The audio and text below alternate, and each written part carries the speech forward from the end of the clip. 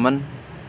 Jadi hanya gara-gara kurangnya perhitungan, jadi bahannya kering seperti ini teman-teman. Jadi perlu teman-teman ketahui juga, ini adalah pengalaman untuk pembelajaran untuk kedepannya teman-teman. Namanya jangan pelit ilmu lah kepada teman-teman kita sesama penghobi, apalagi pemula ya. Nah, yang perlu kita sharingkan di sini tidak hanya keberhasilan ya, kegagalan pun kita harus sharingkan. Karena kenapa? Itu akan jadi pembelajaran teman-teman buat teman-teman kita yang masih pemula juga. Nah, untuk video ini sengaja saya buat untuk teman-teman yang suka berproses ya, terutama bagi pemula. Dan silahkan simak agar tidak terjadi kesalahan-kesalahan seperti yang saya alami, karena ini menurut saya hal yang sangat penting untuk teman-teman ketahui.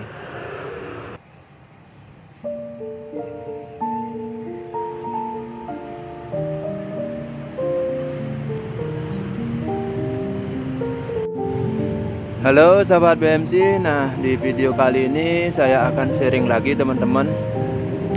Namun yang saya sharingkan berbeda ya dengan video-video sebelumnya atau konten-konten sebelumnya. Yang saya sharingkan di sini adalah kegagalan teman-teman. Jadi ini hal yang sangat penting menurut saya untuk kita ketahui ya, terutama kita sebagai pemula. Jangan takut untuk gagal teman-teman, karena gagal itu adalah awal dari kesuksesan. Tanpa kita pernah gagal, kita tidak tahu kesalahan-kesalahan yang seharusnya kita tidak berbuat seperti itu. Nah, seperti yang teman-teman lihat, ini adalah bukti kegagalan saya teman-teman dalam memproses bahan. Dan saya pun yakin 100% teman-teman sehobi, terutama yang suka berproses, juga pernah mengalami ya. Entah itu pemula, begitu juga yang sudah senior sekalipun pasti pernah mengalami hal seperti ini. Nah, jadi hanya saja di sini ngebahas atau membagikan pengalaman yang seperti ini masih sangat jarang saya temuin. Nah, sekarang saya akan membagikan atau sharing dengan tujuan biar teman-teman tidak mengalami seperti yang saya alami ya. Ya, minimal kita tahu lebih dulu apa saja yang kita tidak boleh berbuat atau kita lakukan dalam memproses bahan itu.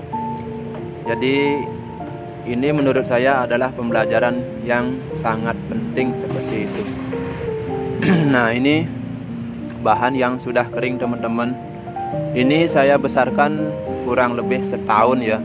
Dari sebesar ya kurang lebih seginilah saya dapat sebesar ini. Saya besarkan, saya program. Ini pemberian teman. Jadi hanya gara-gara kurangnya perhitungan, jadi bahannya kering seperti ini teman-teman. Jadi perlu teman-teman ketahui juga, ini adalah pengalaman untuk pembelajaran untuk kedepannya teman-teman.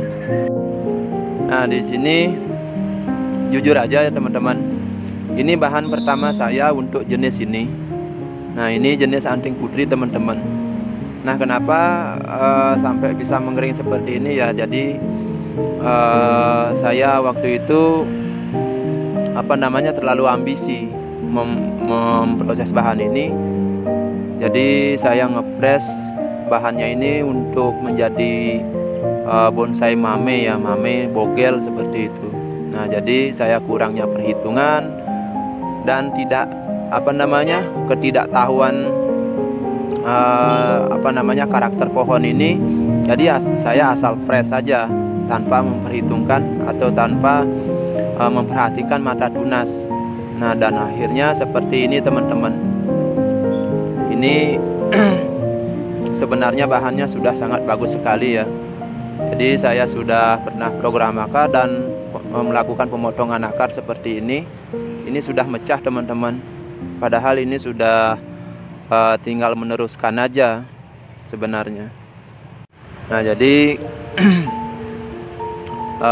bagi teman-teman pemula, harap hati-hati untuk menggarap anting putri tanpa mata tunas ya, atau memotong bahan anting putri tanpa mata tunas. Dan saya pun pernah sampai bertanya pada saat saya, cuman kesalahannya saya waktu itu saya bertanya setelah saya press gitu. Sebelumnya saya kira dengan melihat teman-teman yang berproses, terutama di jenis anting putri ya, dan terubusannya di saat press itu keluar tunasnya itu sangat-sangat banyak gitu. Saya pikir seperti halnya sancang gitu ya, meskipun di press tanpa mata tunas bisa tumbuh gitu. Jadi ya maklumlah, ini bahan pertama saya yang saya proses. Saya mengenal anting putri itu, ini bahan pertama teman-teman. Jadi saya terlalu ambisi dan terlalu memaksakan lah seperti itu. Jadi setelah saya press ini, saya baru bertanya kepada teman-teman yang sudah biasa menangani bahan anting putri ya. Jadi ada beberapa yang saya tahu, terutama di channel-channel YouTube ya. Jadi kalau bahan-bahan yang lain sih saya sudah banyak dari dulu, saya sudah pernah memproses dengan bahan-bahan jenis lain seperti itu. Nah ini, jadi sebenarnya ini sudah saya sempat sambung sisip teman-teman. Nah, posisinya di sini dan di sini saya sudah sempat sambung sisip. Nah, jadi justru keluar tunas di bagian akar ini seperti itu. Di sini nggak mau jalan. Nah, saya biarkan, dan saran juga dari teman-teman juga menyarankan dibiarkan aja, diteduhkan gitu. Jadi sudah hampir sebulan. Nah, saya cek, saya coba buka, bahkan saya sampai sungkup keseluruhan sampai potnya. Nah, saya buka, terus saya cek, ternyata di bagian kulitnya ini sudah mengelupas, sudah membusuk teman-teman. Waduh. Nah, jadi saya pikir waduh ini sudah gagal, ya udahlah, mau gimana lagi. Ini adalah kesalahan saya seperti itu. Jadi bagi teman-teman jangan sampai mengalami seperti yang saya alami ya. Jadi ya hati-hati aja untuk memproses bahan gitu. Jadi kita perhatikan. Nah, karena kita ya pertama-tama kita kenali dulu bahannya itu apa. Kalau yang jenis sancang sih ya itu mudah-mudah aja ya. Kita press tanpa mata tunas, asalkan bahannya subur dan perakaran sudah kuat, pasti akan hidup. Nah, seperti itu. Dan sekarang ini sebenarnya ini udah setahun lebih teman-teman, karena saya proses dari kecil sekali ya, dari segini kurang lebih. Nah, jadi sekarang juga saya lagi memproses bahan anting putri, dan ini sudah jadi pengalaman saya, dan ini sudah menurut saya sudah ya cukup lumayan ya. Nah, coba kita lihat untuk bahannya yang saya proses sekarang bahkan lebih besar dari ini. Coba kita lihat ya. Nah, ini dia teman-teman, bahan yang sekitar kurang lebih 8 bulan saya proses dari cangkok ya. Dan bahannya ini cukup lumayan besar, selengan lah, selengan bawah. Nah, seperti ini bahannya masih di los teman-teman. Dan saya juga melakukan cangkok di sini. Ini cangkokannya mungkin sudah ada hampir 4 mingguan ya, atau sebulan. Dan saya lihat di sini sudah ada keluar akar. Nah, jadi seperti ini teman-teman. Nah, di sini kan sudah ada mata tunas ya. Bahkan ini sudah tumbuh. Dan ini juga mata tunas, di sana juga mata tunas di belakang sana. Nah, jadi kalau untuk amannya memproses bahan anting putri ya seperti ini, kita harus memperhatikan mata tunas teman-teman. Nah, jadi inilah bahan yang saya proses untuk sekarang ya. Nah, oke teman-teman, jadi jangan takut untuk berbagi ya. Kita harus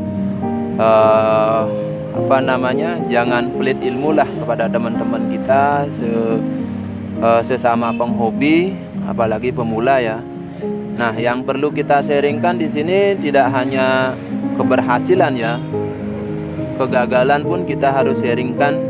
Karena kenapa? Itu akan jadi pembelajaran teman-teman buat teman-teman kita yang masih pemula juga. Karena saya tidak akan tidak merasa malu atau gengsi ya untuk membagikan hal seperti ini, karena ini ya namanya berproses pasti ada kegagalan, saya yakin. Jadi saya tidak akan malu membagikan sesuatu yang menurut saya gagal ya, karena gagal itu, sekali lagi, gagal itu adalah awal dari kesuksesan.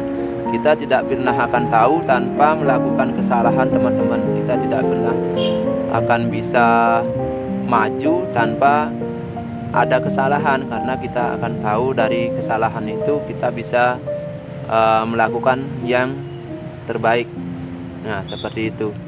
Jadi semoga konten ini bisa bermanfaat dan bisa menjadi pembelajaran buat teman-teman pemula seperti saya ya.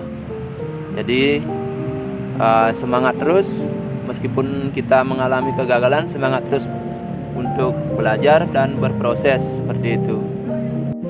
Nah, oke teman-teman, untuk di video kali ini cukup sampai di sini dulu ya.